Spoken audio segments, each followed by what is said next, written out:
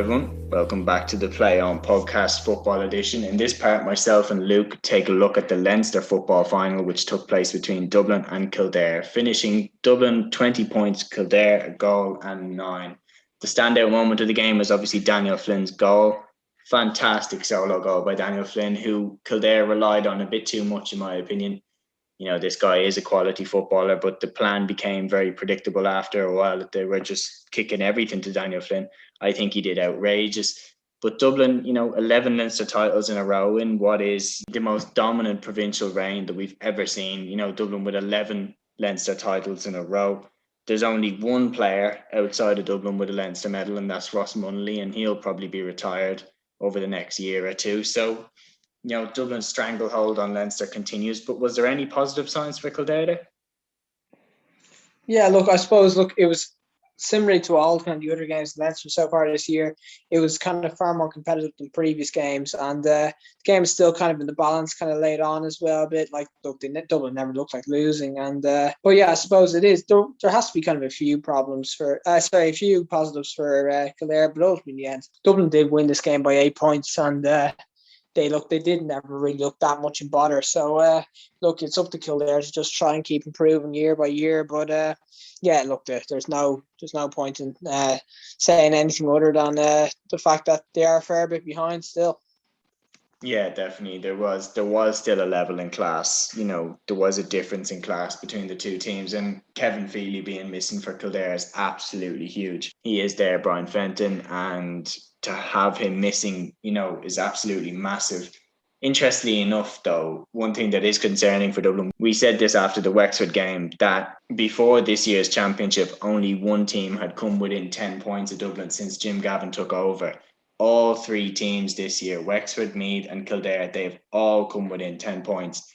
And to me, that's a clear indicator that the gap is closing a little bit. Yeah, I think so. And I think it's the first time in a long time that we've seen that Dublin and kind of against the spread, kind of a points that they're expected to win by, and they haven't beaten the spread once yet this year. So they obviously aren't performing at the same level that they have in the last few years. But I feel like it's kind of becoming repetitive, our analysis of these Dublin Leinster games, where it's like yet another professional performance by Dublin, where without kind of setting the world alight. And it's kind of an interesting one. I don't think things are all too good in the camp right now. It doesn't seem to be the happiest place in the world right now. Dean Rock was particularly peeved to be taken off as well at that point. And it's kind of it does. It's like with the stories kind of coming out of it, it doesn't seem to be kind of really happy place right now. But they're still getting wins, in a fairly comfortable enough manner, and they're still kind of ticking on towards semi-finals and finals.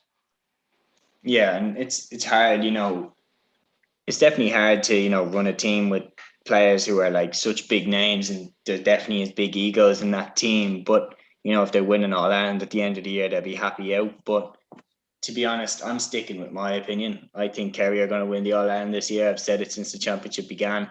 I think Kerry are hungry. I think Dublin have, they've climbed the top of the mountain. I think Kerry, they're coming good. And I think it's Kerry's year, in my opinion. I'm sticking with my decision, much as it pains me. But the GAA, and this is a controversial thing to say, but the GAA needs Dublin to lose.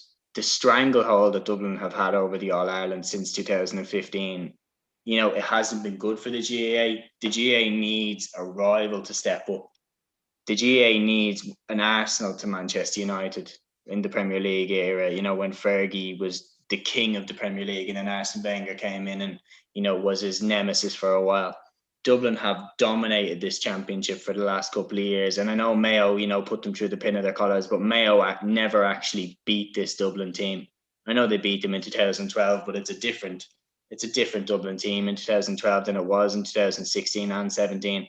So the GAA needs Kerry to take that step and beat Dublin in a big game, because then that kicks off this rivalry for the ages between Dublin and Kerry.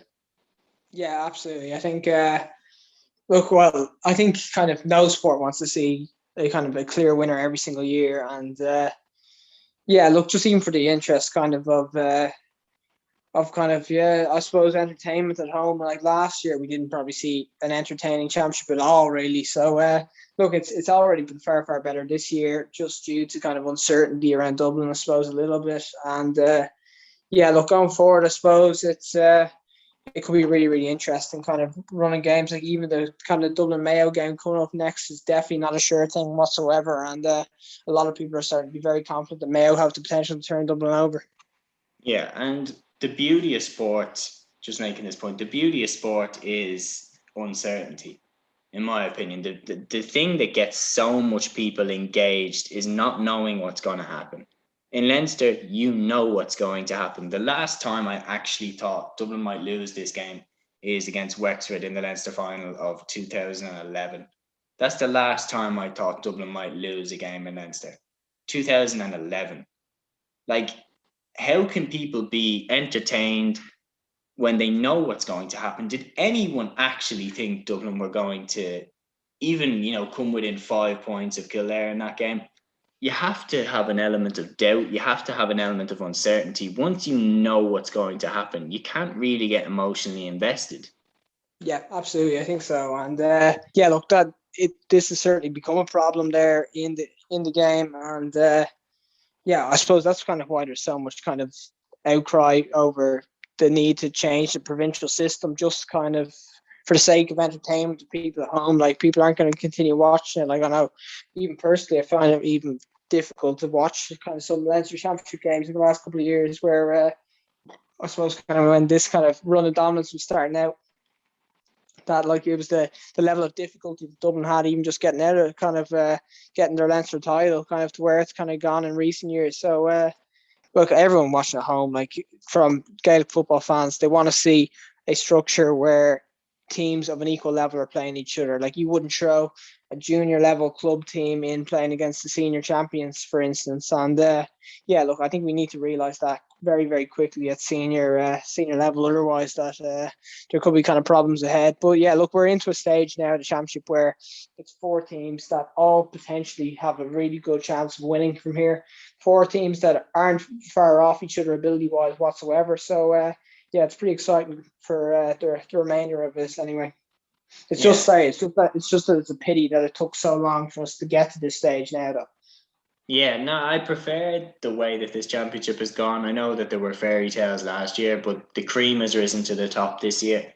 We have in my mind, the best team in each province in the final four. Last year, I know that they were the champions, but you would never have given Cavan or Tipperary a chance at beating Dublin. So, but you would give Tyrone and Kerry a chance at beating Dublin. So this championship definitely has a lot more to offer. Like the second that Cork knocked Kerry out of the championship last year, everyone just went, "Oh, it's Dublin's All Ireland."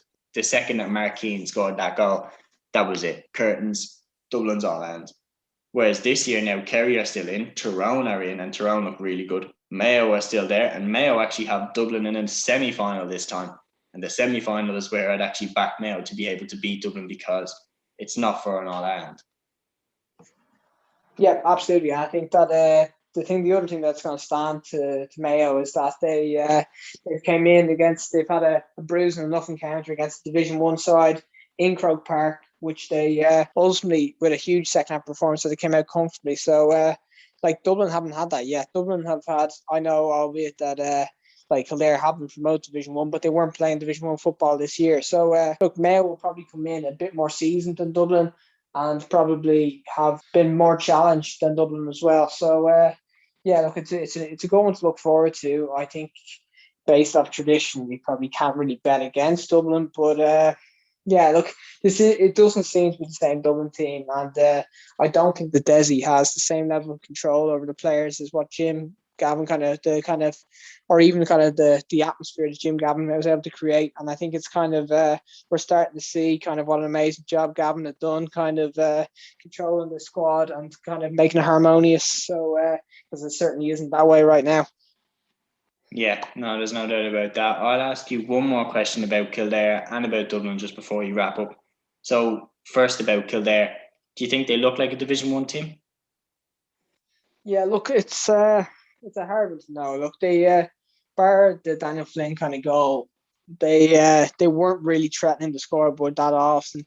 Very, very reliant on frees sometimes as well. And yeah, look, I know that they're coming against like a Dublin team that could potentially, for all we know, they could still be absolutely dominant in the country. But yeah, look, I still think they have a little bit more work to do. But the thing is that season in Division One next year should really, really stand. And they're going to have about 5 or 6 games next year playing top quality opposition. And if that doesn't bring them on, nothing will. So yeah, look, that's they know what they have to do. And look, they've got a great manager in place already there. So look, they just have to get up to Division One level and just keep playing as many good teams as possible. Yeah. As for Dublin, how do you think this particular Dublin team matches up to All Ireland winning Dublin teams of the last 10 years, including 2011 and 2013? Yeah, look, I think we're back at 2011, 2013 level team now at this stage. I think, look, we saw that kind of team that we saw for that period between 2015. Oh, well, I suppose in the 5 in a row team, I'd say, was just freakish levels of talent. And I think that's probably as good a team as we're ever going to see. And yeah, look, the same players aren't fully there right now. The bench is like, there's no way you can compare the bench to what we kind of got used to in probably about 2015, 2016. And yeah, some of the names are coming in by no means are household names whatsoever. And yeah, they're just not having the kind of same impact. So I suppose, look, just Dublin are still kind of very reliant on those kind of key players, the Fentons, the Kilkennys, McCarthy's, and probably like the Fitzsimonses as well.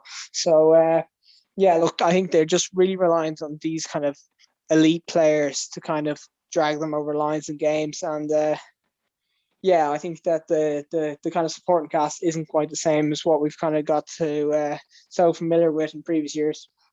Yeah, and it'll be fascinating to see how Dublin get on the rest of the championship. I wouldn't, be stunned if they went on to win the All Ireland. I'd never be surprised at what this Dublin team can achieve. But personally, I'm picking Kerry. I think Kerry look brilliant this year, and I'm picking Kerry to win the All Ireland. But we will see how it turns out. So, guys, that is our review of the Leinster Final between Dublin and Kildare. We hope you enjoyed it. Don't forget to look at all our other content which we release on Play on GAA. Take care.